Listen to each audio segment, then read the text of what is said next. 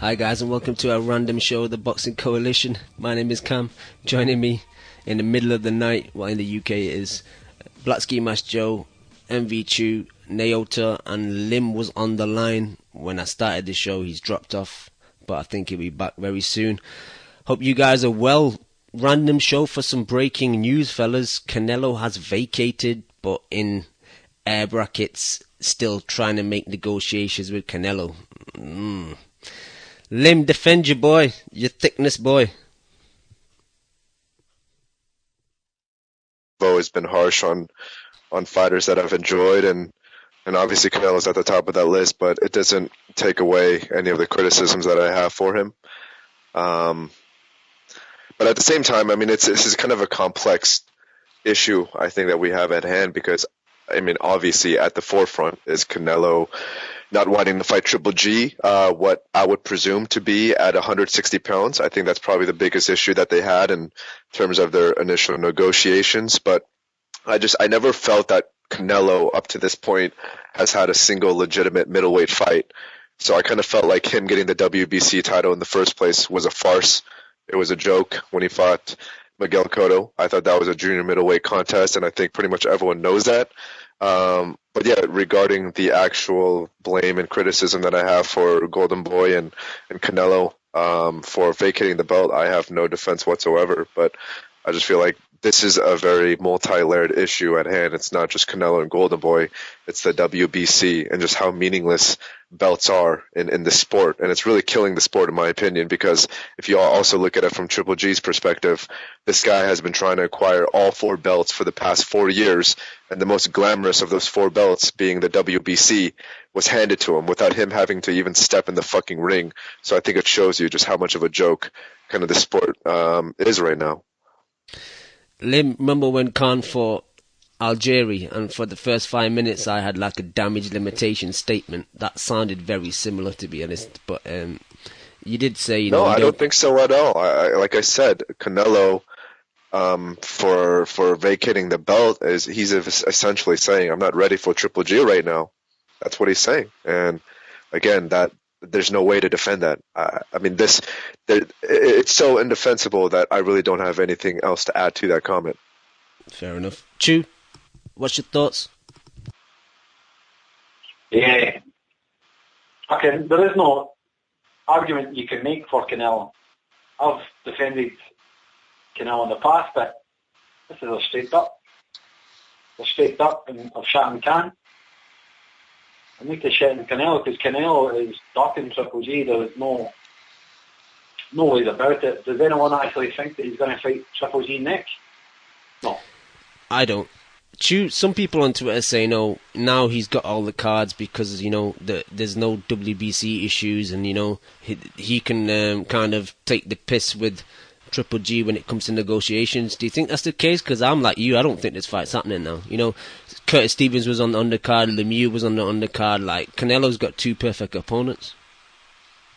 Yeah, he doesn't like the pressure of being a middleweight champion when he's not actually a middleweight, and he just doesn't want to fight Canelo. I mean, you could maybe make a case of him waiting if he was actually going to fight a middleweight. But he's not fought any middleweights. He's just getting guys to move up, which is just disrespectful to the lineage, the history of the middleweight division. And like I've said in the past, this is like a chain letter, this WBC middleweight belt. It's just short guys beating short guys and then not fighting the actual guys at the weight. It must be hard for an actual middleweight in the top 10 waiting for a shot. And these guys are just taking the belt hostage. These fucking small welterweights. Yeah, I mean, let's just look at it from the perspective of the past 3 fights in terms of the middleweight belts. Or not the middleweight belts, excuse me, but the WBC belt at that division. It was Miguel Cotto getting it from Sergio Martinez at a catch weight of 159 pounds, and then defending it against Gil at 157 pounds, and then him fighting Canelo at 155 pounds, and then Canelo fighting a welterweight, a true welterweight at 155 pounds again. And just to add to that comment, Chu, I don't think it's limited just to the WBC. I feel like all of these belts, especially the belt holders at 160 pounds, they're all bitches except Triple G. All of them are cowards and pussies.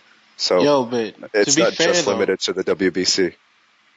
but to be fair though, remember the part where also, like, I remember when Sergio Martinez was trying to fight back for the belt. Remember that? There was like a whole fiasco with that when Chavez Jr. was the champ. Remember that? So the WBC is a piece of shit, man. I actually agree, Joe. You've got more of a chance of becoming the middleweight champion if you're fighting in the welterweight division or the light middleweight division. And Sergio Martinez is the one who started it. Do you really blame a guy, taking a shot for the middleweight belt if you think he can win coming from a small weight class? No, not really, but it's set off a precedent of the A-sides really dictating what the terms are. And it shouldn't be that way. Yeah. Naota, what's your thoughts on this whole scenario? I mean, unfortunately, I kind of saw this coming.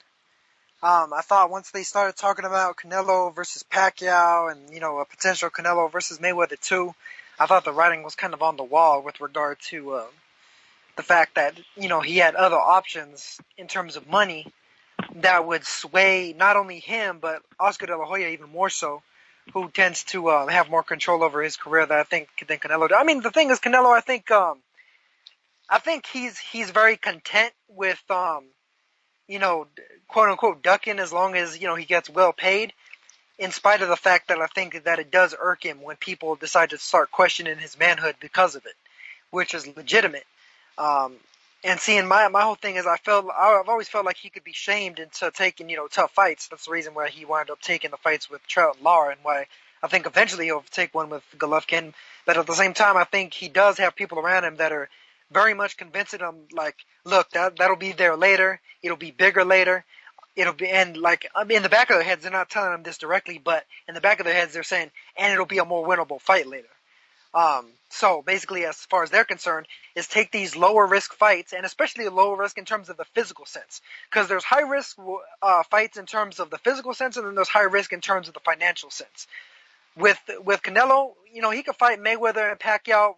Say all you want about, they're pound for pound and this and that. They're not gonna fucking hurt Canelo. They're not gonna do damage to him the way that a Golovkin would. The way that even shit like a Daniel Jacobs or a Curtis Stevens would if they landed on him clean. So him fighting smaller guys that don't have that sheer power, that sheer physical ability to hurt him, even if he loses those fights or if he loses them close or whatever, it's not going to be as bad of a loss, because people will give him stupid passes in spite of the fact that he's losing to smaller guys that he should technically be beating in terms of, that's the reason why they have weight classes in the first place. So, I mean, it's just, he could still make all this money, and that fight will be there for him after the fact. Just like with Khan when he moved up to fight Canelo, the fights with Brook and Garcia and all those were still there after the fact. But if he had fought those guys first, then the Canelo fight, the Canelo payday, wouldn't have been there in the first place. So I mean, it's just it's just a financial thing is what they're doing.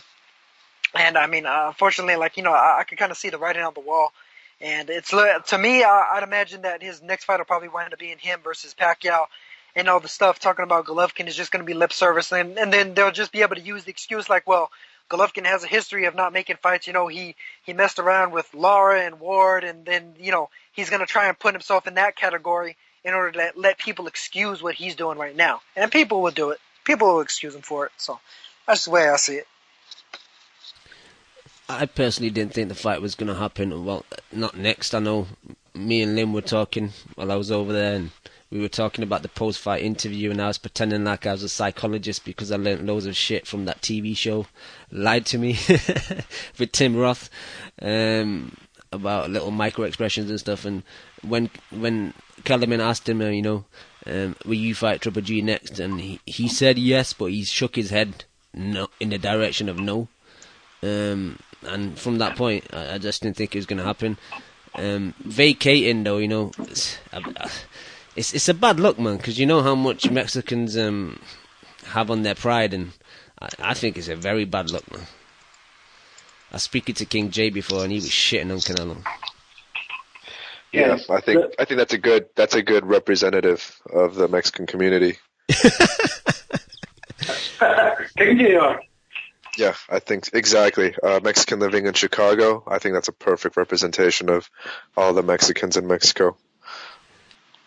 No, but in all seriousness, it's a bitch ass move, but at the same time, it's like, I mean, it's just what I expect now from top level boxers. You know, when people get to a certain stature nowadays, and just with the way the sport is constructed, I mean, a guy like Canelo will make 3-4 times as much money fighting a completely nonsensical fight like Manny or whoever it is than he would be fighting Triple G. It just, I don't know, man. I just kind of lose hope, and it sucks because it's hard for me to root for fighters like I used to, and that's kind of one of the main reasons why I watch a sport. I know a lot of people say, you know, a purist of boxing or whatever sport it may be can just objectively watch athletes and not have to really root for someone or follow someone, but I'm the complete opposite. I like rooting for people that I like, and it just seems to me that every single fighter that you enjoy nowadays, they're going to disappoint you at some way down the road, whether it be Canelo, I know with Cam, Amir Khan, Cotto,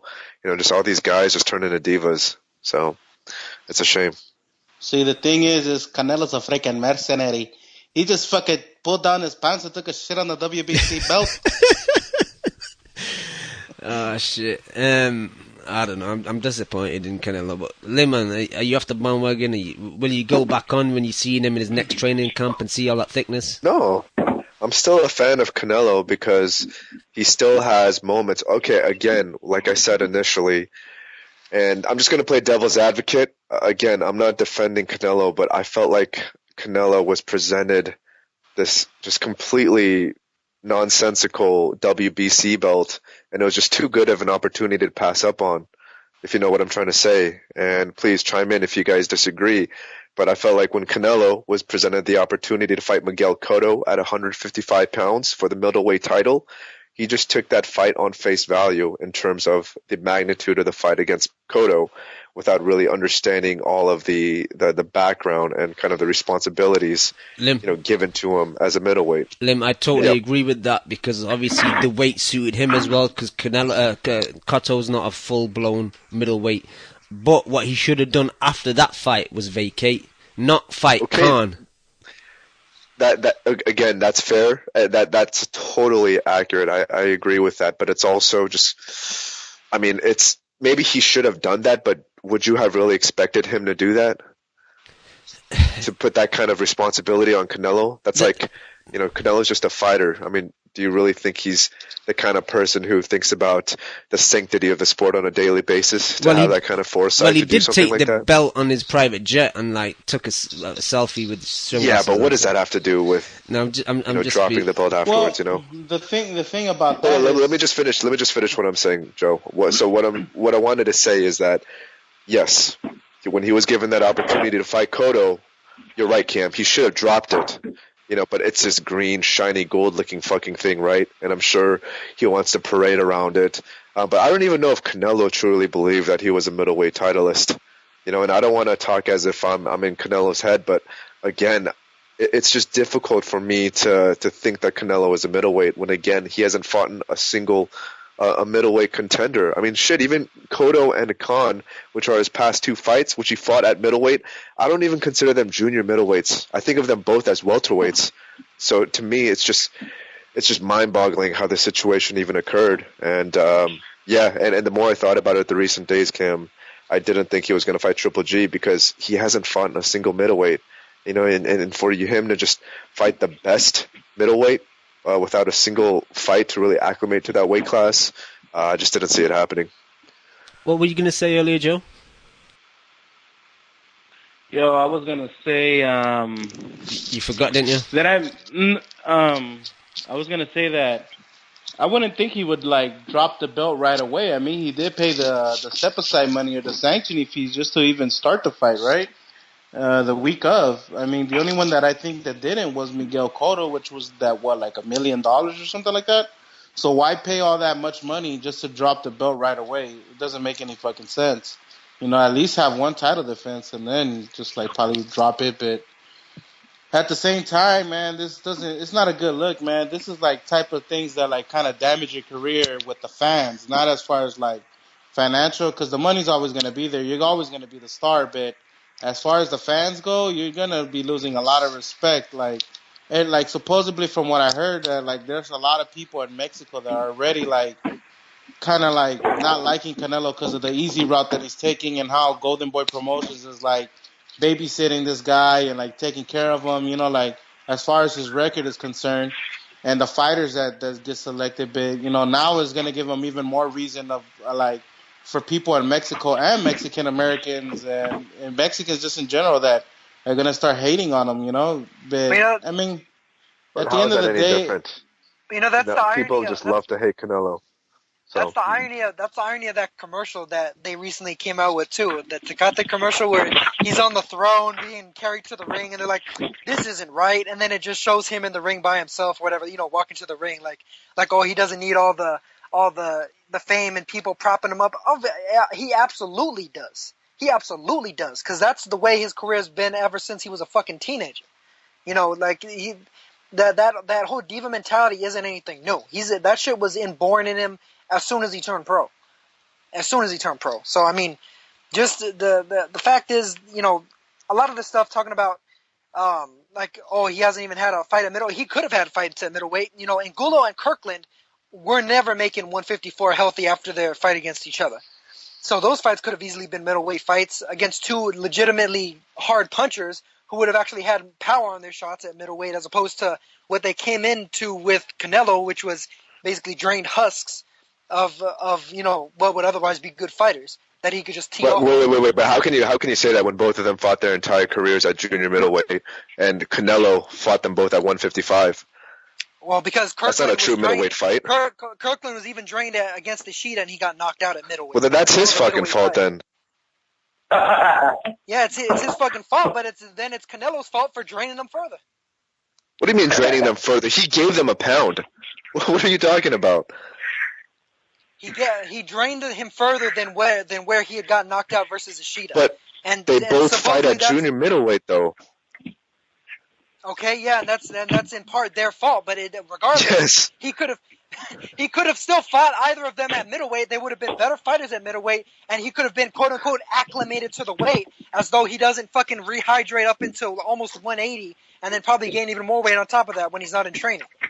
I see your point there, but again, neither of those fighters are middleweights. Okay, yeah, well, I mean, at the same time, you could say that Cotto isn't a middleweight, but Cotto doesn't even do fucking fight night weigh-ins because he doesn't want to get fucking sued because he weighed 157 for a 140-pound fight. That was fucking decades ago, man. That guy wasn't as small as he tried to make people believe. That was the biggest con job in history. Yeah, I agree with that. That doesn't have anything to do with what I was saying prior to what I just mentioned regarding the middleweight fights. No, but it's about weight and who's a middleweight. Yes, it's that right. People they try to pull con games and they try to fool the public and fool themselves. Kirkland and Gula were trying to fool themselves. Cotto was trying to fool the public. I'm just saying it's a similar type of situation. I agree. And the thing is, Alvarez, if he wanted to, he could fight a fucking bum at middleweight. He could fight fucking David Lemieux, or he could fight the guy that Curtis Stevens just knocked out. And then people would be like, oh, well, he had a fight at middleweight to get acclimated. Fuck off, get acclimated. He was acclimated to the weight during training camp when he was fighting, when he was training and sparring at that weight. He was perfectly fucking acclimated without having to drain himself. So, all that stuff about becoming acclimated is bullshit all the way around, as far as I'm concerned. Can I just make 2 points? Yep. Go ahead. Yeah, okay, first of all, I think this is like just abuse.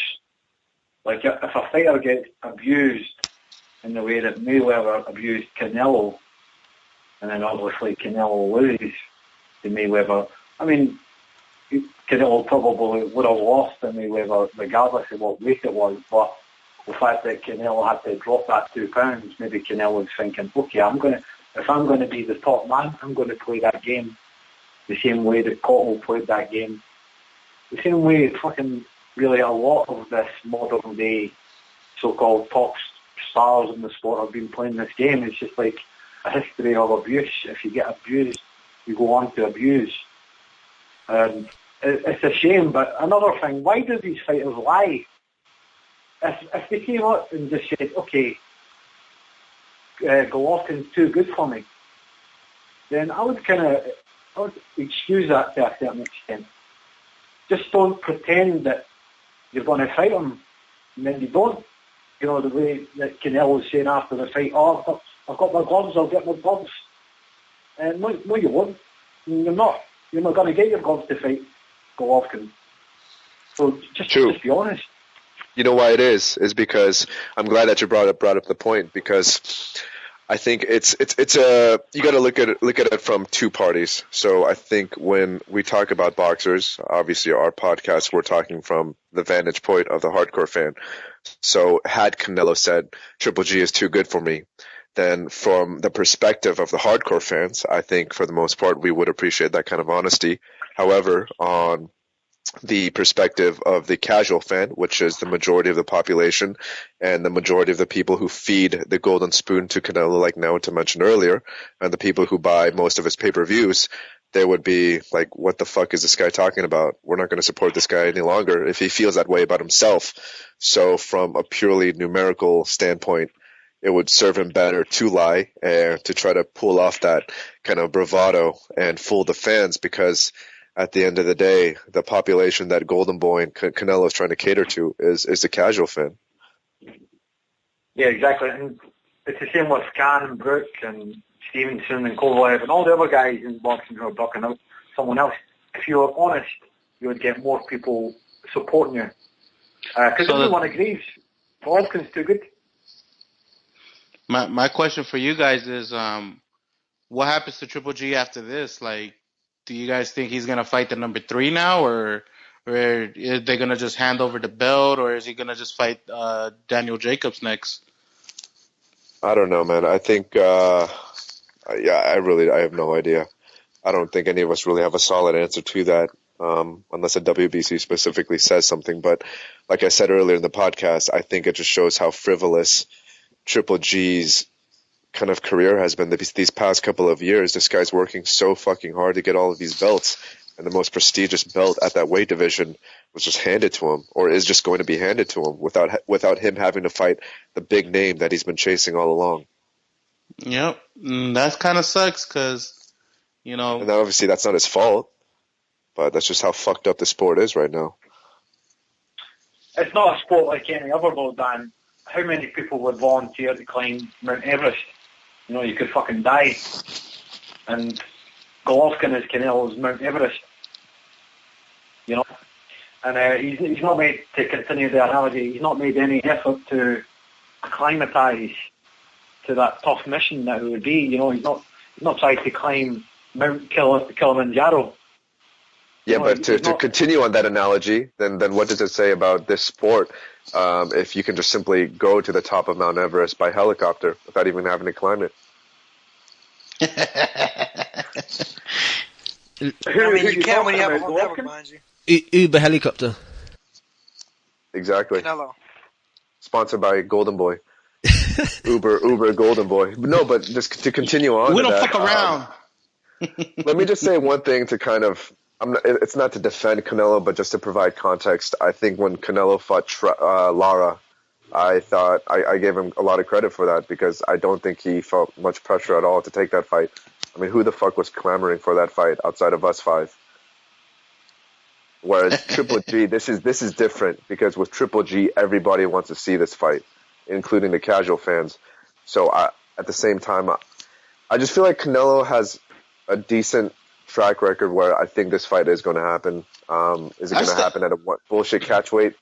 Probably, which fucking sucks. But I still think it's going to happen next, man. Yeah. I don't think it's going to happen next. No. Even if you look at Canelo's pattern, it's like he takes a tough fight, then he takes 2 gimmies, then he takes a tough fight, then another couple.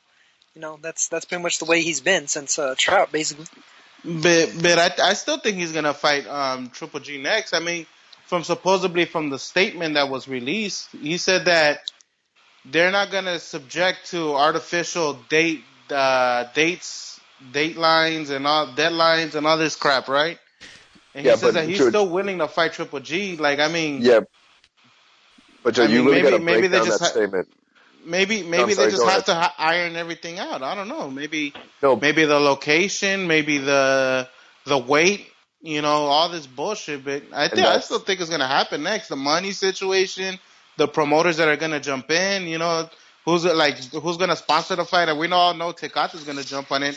HBO's gonna jump on it. But who else is? It's like a whole lot of. come on, man. that has nothing to do with it. Exactly. Joe. That's been That has established 3 years ago, bro.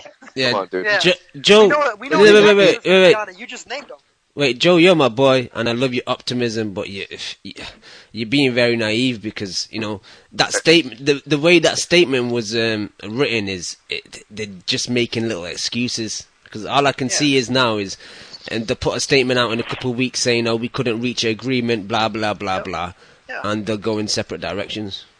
Yeah, I just they're can't saying wait. like, You oh, said- poor you said the key Canelo. word, He's the trying to, weight. they're gonna be like, oh, poor Canelo. They're trying to dictate to him again about who he has to fight and this and that, and and we're not gonna take that shit, And so there's gonna be a certain segment of fans gonna be like, yeah, don't take that shit, Canelo, as though he's not the one being the bully in the situation. I just can't wait for Tom Loeffner to come out and make a statement, man. Like to see regarding on what happened with the negotiations. I know that him and Golden Boy were trying to keep it behind closed doors and not get everybody a up to date, day by day update, which I mean was smart, but at the same time is like you waited till the last day to just slap us in the face with this bullshit. I mean, you could have just done that like 3 days into the negotiation, like when Oscar De La Hoya had said, hey, make sure your promoter picks up his phone. You should have just told us like right then and there, like the day after or like 3 days after, like, hey, you know what? Canelo's gonna drop his belt, but this is the route that we're thinking we're gonna go. Give these guys 2 more fights, and then we'll land the mega fight in Cinco de Mayo next year. Like just give us enough front instead of just like letting us wait. And we're all getting hyped about it. Oh man, it's the last day for the deadline, and it's just fucking bullshit, man. That's what frustrates me about this fucking situation with them and the WBC, like putting all these deadlines. It's fucking nuts. All right, Yeah, quickly. There should have been a something I said in deadline. the chat. Paraphrase something I said in the chat. Yeah, Canelo wants to go get his gloves. He's gonna go get the gloves that Panama Lewis doctored and the hand wraps that Margarito used. He needs to go get those gloves and those wraps, and then he's ready to fight Golovkin. All right, That's right. Let's move on. This question applies to everybody, but I'll ask you first. What do you think's next for Canelo? Then, do you think it's just going to be someone that's 154, just bringing him up a couple pounds, or do you think he'll fight a middleweight at that 157 catch weight? Yeah, if Canelo fights Triple G next, I think we should delete this podcast. we're gonna look stupid as fuck, and Joe's gonna look like a don't know, like fucking Nostradamus, and like a genius. And who do I think you'll fight next? I think you won't fight a middleweight. You'll fight a 154 guy at 155, which to me is just pointless. I definitely think Canelo can make 154 if he really, really wanted to. Would it be easy for him? Of course not, but it's not easy for most fighters. He made 152 just a couple of years ago. So I definitely think he could make 154 if he chose to. However, it's really just part of the games for him. You'll bring a guy up if you can, a small guy. You'll bring a guy down if you can, and fuck them up that way. He's really, he is like a master manipulator. Even the things he says after fights, the things he says on Twitter, he's very vague, but at the same time sounding direct. Like he'll use aggressive language without actually committing to anything. And it's a shame, because some fans just buy it. That's a great example, man. Great. Most of them do, actually. Like those 4 beautiful ass Mexican broads that me and Cam were sitting behind at the Canelo fight. They were beautiful. Ay, dos míos. But Canelo is like a Mexican broad. In his mom jeans. Some girls you would do anything to get with. Anything. You would sell your soul. You would lose weight. You'd get a new job. Yeah. You know what I mean? You'd fight in fucking Las Vegas. His hometown. Well, I know it's not, but it may as well be.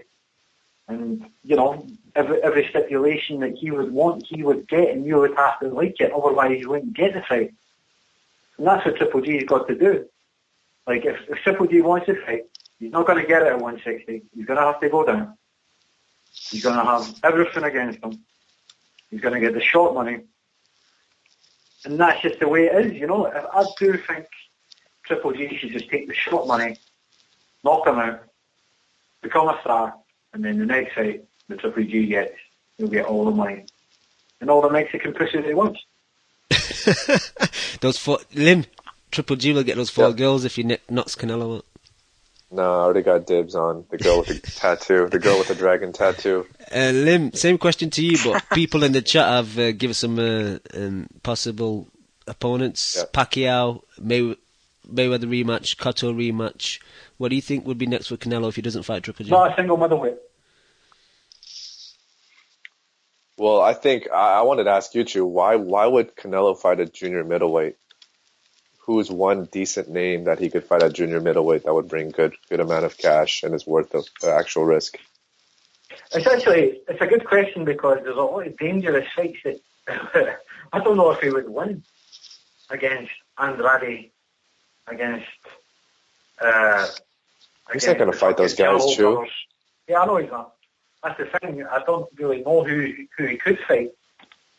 If he fights on pay-per-view next, and it's not Triple G, the fans are going to do to him what they've done to Mayweather. They're just going to boycott. They're going to boycott Pacquiao because he fought Bradley. I think fans have had enough. I remember before Canelo got made, Warren said that he was close to making Canelo versus Liam Smith, so I hope that's not next. Fuck that, man. Fuck Liam. Fuck the Smith brothers, man. They're fucking bums.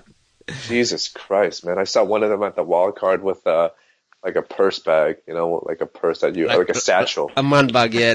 Unfortunately, and after that, I was like, fuck these guys, man. Lim, unfortunately. Indiana Jones has one though, Lim. I don't give a fuck. Yeah, Lim, unfortunately, man bags are quite popular in the UK. Yeah, if the Smith brothers or the Beatles, William Smith speak best. You didn't really answer my question, Lim. Who do you think would be next then? I think we're trying to make it too complex. I think he's going to fight the obvious options, which are either Curtis Stevens or David Lemieux, which I think are both pretty winnable fights. I think the Stevens fight actually isn't that difficult for Canelo, and I think Lemieux would be a little bit more dangerous, but I still think Canelo would win that fight. So not easily, but handedly, in my opinion. So you have no thoughts towards the Pacquiao fight then, no? No, that fight isn't going to get made because there's absolutely no way that Freddie would concede 154 pounds to Canelo, and vice versa. Canelo would never concede anything less than 154. So that fight just logically can't happen. Naota, same question. Because I've talked to Freddie. I've talked to Freddie about the situation, and he told me that they're not going to fight Canelo at 154 or above. Naota, same question. I'd imagine Lemieux is probably the most likely. I mean, I could still see Pacquiao doing it too, regardless of what Freddie says to anybody else. Honestly, at the end of the day, I think money talks more than anything. And considering Jerry Jones was there for this fight with Khan, he wants to have him at Cowboy Stadium. Canelo Pacquiao would be a huge event there, on top of whatever they sell on pay-per-view. Lemieux probably would be to a certain degree too, but I'd imagine Canelo Lemieux would happen in Vegas more so. And seeing the thing is, Lemieux to me is a way easier fight than Stevens is, because Lemieux is basic as shit.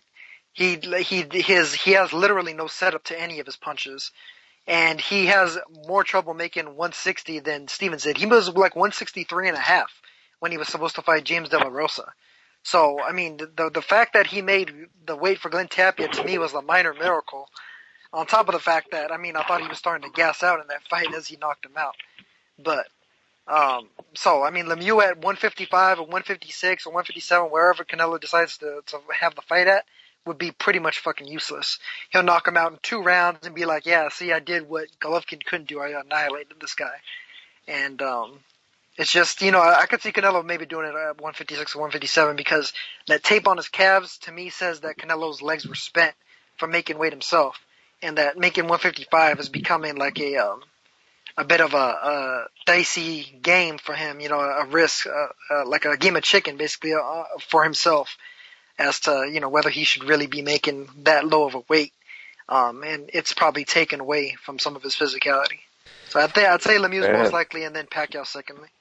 And if Canelo sparks out Lemieux in 2 rounds, you got to give him all the credit in the world compared to what GGG did, because it's not like David Lemieux turned into a different person. His first and last name is still the same. So. Yeah, but by this stage, exactly. It's probably different. The thing with Lemieux is, you said you said that Lemieux has no set-up to his punches. I actually disagree. Don't get me wrong. He's not a Canelo Whitaker in there, but the reason why he doesn't even have a jab, true. Yeah, no, but he doesn't need a jab. It's whatever he's doing is working for him, Yeah, but that's not the question, though. And the thing, all Lemieux does is he just tricks his opponents into looking at his hair, and that's his setup to his punches. Man, that doesn't count. Well, he moves, he kind of bobs and weaves, moves side to side, and then throws power shots. And he missed like hell against Glenn Tapia a bunch of those times, and was eating right-hand counters like nobody's business. Not to mention the fact that he never even avenged the loss that he has to Rubio. And, I mean, when Rubio's dogging you out like that, I mean, what the fuck is Canelo going to do to you? Some fighters flick the jab.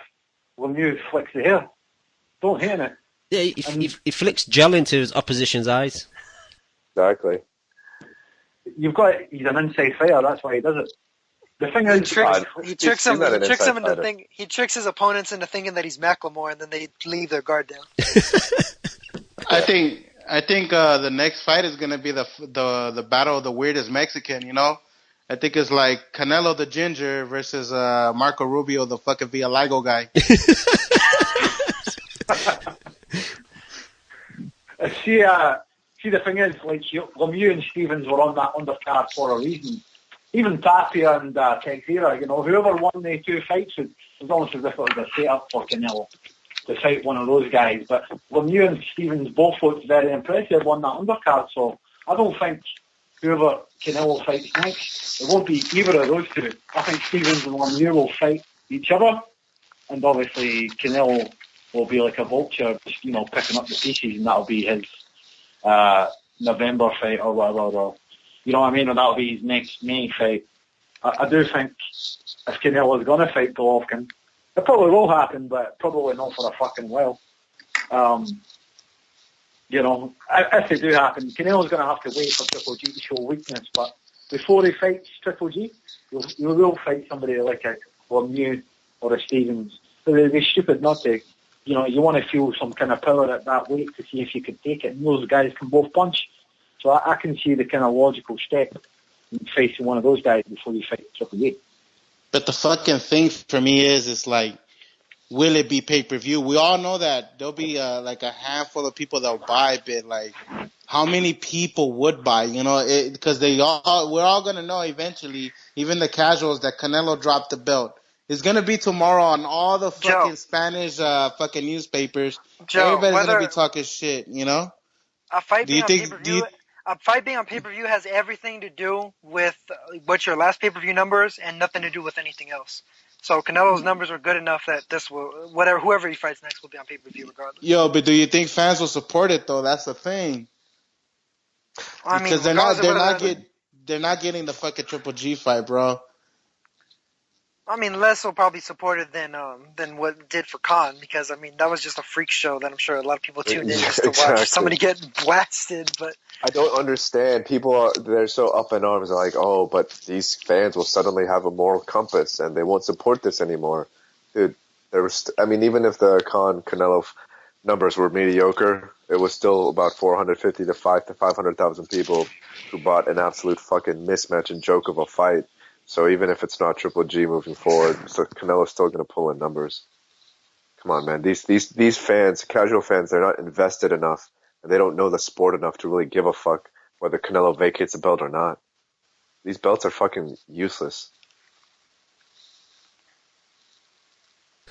Yeah, also, the casual fan is really it's almost like it's like in economics. It's called quantitative easing. Easy for me to say. Quantitative easing. Yeah, it's like artificial stimulus for the economy. And these are not real fans. These are not the guys who are going to fucking watch a Telefortuna card on a Tuesday. You know, these are not... There's a reason why there's like... The top of boxing is so top, so up. The bottom is so bingo hall, so Indian Reserve. You know, there's nothing in between, and it's almost like you need to let the sport go bankrupt in order to pay off our fucking debts. You know, let's get these fucking casual fans out the game. You know, because these are the guys who are propping up people like Canelo, the bad actors, the creditors in boxing. We just need to stop encouraging this shit. Boycott. But it's never gonna happen, man. I swear. I remember I had this discussion with Cam when we were both in Vegas. Like us hardcore fans, we act as if, we're gonna make a difference. We're gonna revolt. We're gonna stop doing this shit. And then we buy the pay-per-view and we watch the fight every single fucking time. But that's because we have nothing else to do. I know, obviously you don't. Obviously, I mean, even if you could... I'm a fucking cunt for that. I'm a hypocrite, I know that. I'm taking you out of the equation, man. Ironically enough, the casual I'm talking about even... the one who pays for it, so... I'm talking about even in this market, in the U.S. market, which... is like, so fractured. Like, there's no I'm talking about the fans in the States. The fans in the States, the ones who do have the majority of the impact on how well a pay-per-view does for obviously U.S. fights.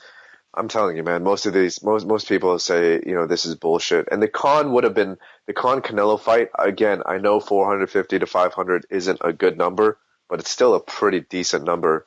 And if these quote-unquote hardcore fans really gave a shit, they probably wouldn't have bought it at all. But most of the people that I know who watch boxing consistently, they ended up buying the pay-per-view at the end of the day because there's really nothing else for them to watch.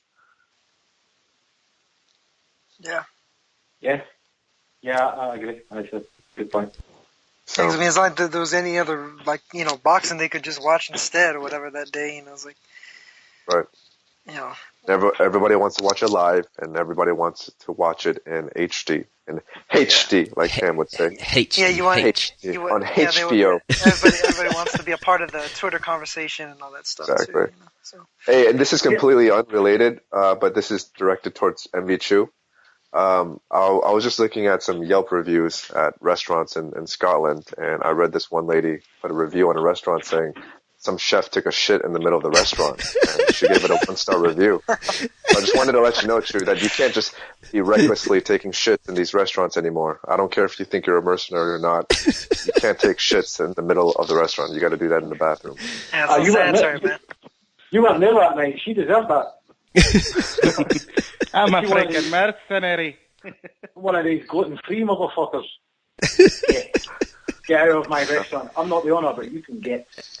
Yeah, you can get a slice of the Mississippi mud cake. All right, boys. Wow. Let's wrap it up, man, before we get some food trading standard agency against us. Anyone got any final thoughts?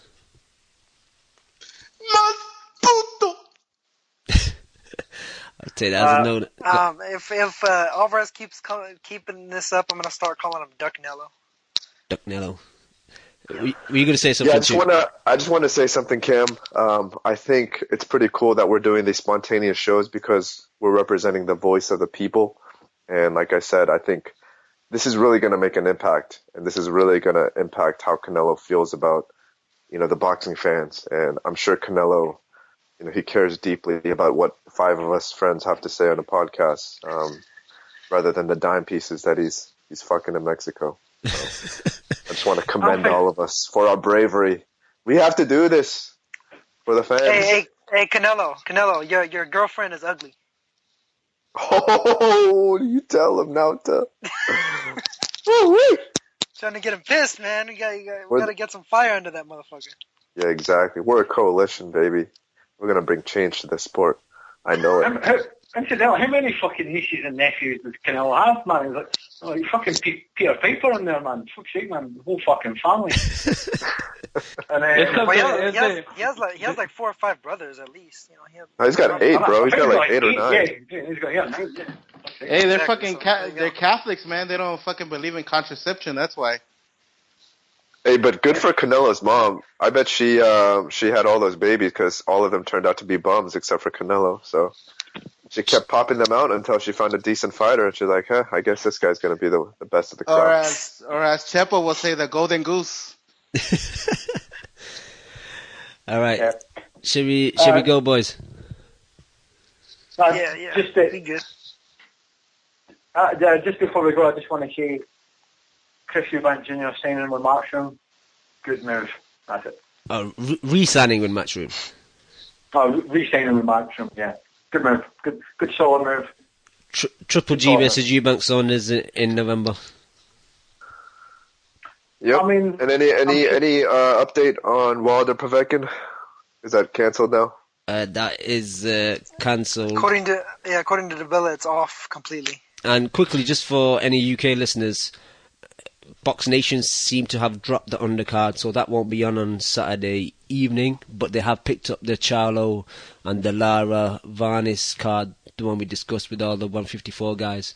So that's on Sunday morning at 2 a.m. So make sure you check that out. Oh, man. I mean, and then going back to the analogy of Chu being a mercenary, all those fighters at 154 in that tournament, those are like all the shits that MV Chu took at all these different restaurants. Oh, crap. And how can they drop the undercard, Cam? All the UK guys, you guys aren't going to be exposed to the wonderful Dimitri Bivol, the future king of the 175-pound division. Yes, it's a shame. Is anyone in the States showing guys? I don't know. But I'm absolutely gutted. You gutted. Wait, is anyone what? Any broadcasters in the States showing the undercard for the TYC? TYC. What's TYC?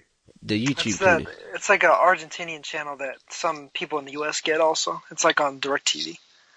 The Argentinian version of TLC, like a tribute band. All right. Well, I think that's a sign that we need to go. Yeah, quickly, just want to give a shout to the people in the chat that joined us on this random show. Shams 1000, Nesmatic, Loco, Basileos, Nothing for Something, PM versus Lucan, Davy Boy Essex, Pinhead 360, Diehard Casual Fan, Raphael $, Serato 5, Marky Mark TMT, and 5 guests. Were you going to say something, Stu? Yeah, to the 18 people who listened, thank you. You can be our horsemen of the apocalypse and spread the word of the Boxing Coalition throughout the land. With terror, if you choose. Exactly. All right. Oh yeah, and I also got to give a shout out to our boy King J, despite the fact that he's Canelo's biggest hater, and he would probably piss on Canelo if he was burning alive. I still love King J, so it's sad that we weren't able to have you on today, but you're still my man, King J. So shout out to you, brother.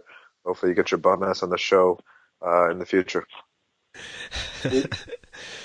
All right, boys. Thank you guys for being on the show. Thanks everybody in the chat, and thank you to everyone that downloads the show week in, week out. We'll be back on Monday. Peace. You just listened to the Boxing Coalition. Oh, dude, man, I love boxing. I fucking love boxing. A big shout out to the Boxing Coalition.